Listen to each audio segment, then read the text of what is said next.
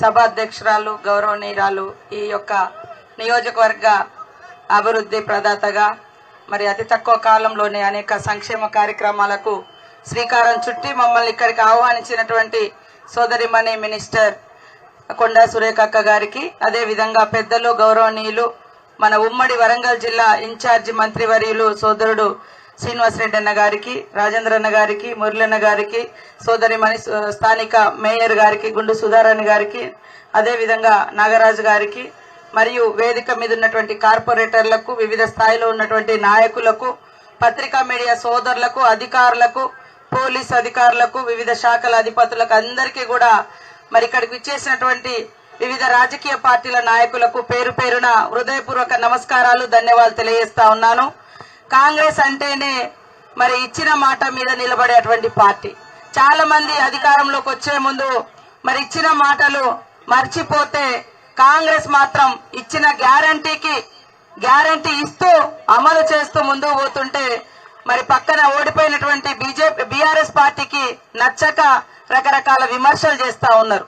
ఈ రోజు రాష్ట్రంలో అధికారంలోకి వచ్చిన 75-80 రోజులలోనే కోట్లాది రూపాయల యొక్క మరి సంక్షేమ కార్యక్రమాలను ప్రజలకు అందిస్తూ పేదరిక నిర్మూలన కోసం, ముఖ్యంగా గత ప్రభుత్వంలో పేదవాళ్లు బస్ ఎక్కాలంటే మరి 1000 రూపాయల రేట్లు ఉండేది. కానీ ఈ రోజు పేదలో ఉన్నటువంటి మహిళలకు ఉచితంగా బస్సు ప్రయాణం ఇచ్చి ప్రతి ఇంట్లో ప్రతి మహిళ 5-6 వేల యొక్క మరి భారం వాళ్ళ మీద పడకుండా తగ్గించింది కాంగ్రెస్ ప్రభుత్వం, సీఎం రేవంత్ రెడ్డి గారి నాయకత్వంలో ఉన్నటువంటి మరి కాంగ్రెస్ ప్రభుత్వం అని తెలియజేస్తా ఉన్నాను. ఆనాడు టీఆర్ఎస్ ప్రభుత్వంలో పేదవాళ్ల ఇంట్లో 2 బుగ్గలు, 1 ఫ్యాన్ ఉంటే 100,000 రూపాయలు కరెంటు బిల్లులు వచ్చేది. కానీ ఈ రోజు 200 యూనిట్లు కరెంటు ఫ్రీగా ఇచ్చి జీరో బిల్లు చేతులు పెడుతుంటే మరి పేదల కళ్ళల్లో ఆనందం, కన్నీళ్లు, ఆనంద బాష్పాలుగా వస్తుంటే నిజంగా చాలా సంతోషం అనిపిస్తా ఉంది. ఇవన్నీ చూసి మరి విమర్శలు పెడతా ఉన్నారు. అదే కాకుండా కాంగ్రెస్ ప్రభుత్వం వచ్చిన కానుంచి సోనియమ్మ నాయకత్వంలో గృహలక్ష్మి కావచ్చు, మరి మహిళా పథకాలు కావచ్చు, అనేక మహాలక్ష్మి కావచ్చు చేస్తూ మహిళల్ని లక్షాధికారులు కాదు కోటీశ్వరులుగా చేయాలటువంటి లక్ష్యంతో సీఎం రేవంత్ రెడ్డి గారు మరి లక్ష్యాన్ని నిర్దేశించి మా అందరి ముందట పెడుతుంటే, అందరం కష్టపడుతుంటే మరి ఆనాడు గడిల నుంచి వాళ్ళు బయటికి రాలేదు. ఈ రోజు రకరకాల సమస్యలతో మరి మేము ఈదుకుంటూ కనీసం జీతం ఇచ్చే పరిస్థితి కూడా లేదు ఆ బడ్జెట్ లో.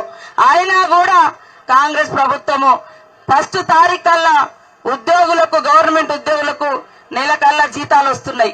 దాన్ని కూడా సహించలేకపోతున్నారు. అదే కాకుండా కాంగ్రెస్ పార్టీ అంటేనే మహిళా నాయకత్వాన్ని ఎంకరేజ్ చేసే పార్టీ. ఆనాడు ఇందిరమ్మ కాడ నుంచి ఈనాడు సోనియమ్మ వరకు రాజకీయంలో గాని, ఉద్యోగాల్లో గాని, విద్యలో గాని మరి సమాన అవకాశాలు కల్పించేందుకు ముందుకొచ్చిన పార్టీ. నిన్నగాక మొన్న మరి కవితమ్మ అంటారు, పాప ఆమె బాగా ఆశపడ్డది ఈసారి గవర్నమెంట్ వస్తుంది, మా అయ్య కుర్చీ నుంచి దిగిపోతే నేనే కూర్చుంటా అని. ఎందుకంటే ఆమె ప్రజలు ఓడిచ్చినా కూడా ఆగలేదు. 6 నెలల్లో మళ్ళా ఎమ్మెల్సీ పదవి తీసుకొని వచ్చి పాప ఎంతో మంది మరి రాజకీయ పదవులు లేకున్నా పిల్లలు ఫెయిల్ అయితే మరి సప్లిమెంటరీకో యాన్యువల్కో ఎదురు చూస్తారు. కానీ అట్లా లేకుండా ఆమె మేనేజ్మెంట్ కోటాలో తండ్రి నుంచి తెచ్చుకొని ఈ రోజు నిరుద్యోగ మహిళలకు, నిరుద్యోగ యువతకు వేలాది ఉద్యోగాలు ఇస్తా అంటే మరి జీవో నెంబర్ 3 ద్వారా మహిళలకు అన్యాయం చేస్తారని దొంగ దీక్షలు చేస్తారు. మహిళలకు అన్యాయం చేసే పార్టీ కాదు, మహిళల్ని అగ్రభాగాన నిలబెట్టే పార్టీ కాంగ్రెస్ పార్టీ. మనం ఆనాడు స్వతంత్ర ఉద్యమంలో మహిళలు ఉన్నారు, ఈనాడు సంక్షేమ ఫలాలు అందించడంలో కూడా అగ్రభాగం ఫస్ట్ మహిళా సంక్షేమాన్ని ఈనాటి ప్రభుత్వం చేస్తా ఉంటే వాళ్ళు గతంలో విస్మరించారు. కాబట్టి ఇప్పుడు వాళ్ళ ఏ రకంగా మహిళల్ని మరి మా నుంచి దూరం చేయాలని కుట్ర చేస్తా ఉన్నారు. జీవో నెంబర్ 3 అనేది మరి ఏదైతే ఉద్యోగాలలో మహిళలకు సంబంధించినటువంటి విషయంలో, రిజర్వేషన్ల విషయంలో ఆ గవర్నమెంట్ తెచ్చింది, కేసీఆర్ గారే తెచ్చారు. ఇది ఇచ్చినట్టే ఇచ్చిరు, అటు కోర్టు పోయి మళ్ళీ కేసులు వేసి నోటిఫికేషన్ ఇచ్చుడు, ఉద్యోగ పత్రం చేతిలో పెట్టకుండా వాళ్ళని అట్లనే తిప్పుడు ఓట్లేదనక. కానీ ఈ గవర్నమెంట్ కేసులు ఏవైతే ఉన్నాయో పెండింగ్ లో అవన్నీ క్లియర్ చేసి ఎవరి ఉద్యోగాల కాళ్లకు టపా ఇచ్చుకుంటూ పోతా ఉన్నాం. దాంతో ఆమె రకరకాల మాటలు మాట్లాడుతుంది. అమ్మ, మీ గవర్నమెంట్ లో మొదటి 5 ఏళ్లలో ఒక్క మహిళ కూడా మీకు మంత్రిగా కనపడలేదు. అదే విధంగా మహిళా సంఘాలు గత ప్రభుత్వం మరి వైఎస్ఆర్ గారు పెట్టినటువంటి సంక్షేమ మహిళా సంఘాలను పావుల వడ్డీ గాని అభయహస్తం గాని ఇస్తే అవన్నీ పక్కకు నెట్టేసి వాళ్ళని పక్కన పడేసిరు మీరు. కానీ మేము అందరం ఎక్కిస్తున్నాం, అగ్రభాగాన ఆర్థికంగా ముందుకు తీసుకొస్తున్నాం.